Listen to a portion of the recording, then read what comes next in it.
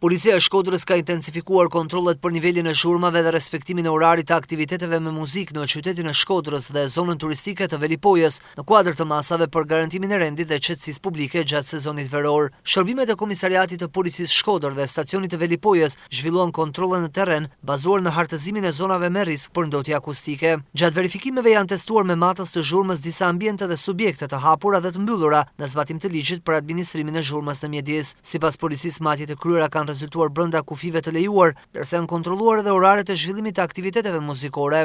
Autoritetet rikujtojnë se muzika në ambiente të hapura dhe në qendrat banuare lejohet nga ora 11 deri në orën 24. Krahas kontrolleve efektive kanë zhvilluar dhe takime me pronar dhe administratorë të subjekteve që organizojnë aktiviteteve muzikë, duke sensibilizuar për respektimin e legjislacionit dhe shmangjen e ndotjes akustike.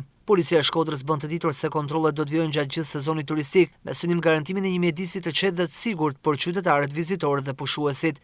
Njëkohësisht qytetarët ftohen të denoncojnë çdo shkelje apo paligjshmëri, duke u garantuar anonimat dhe reagim të menjëhershëm në përputhje me ligjin.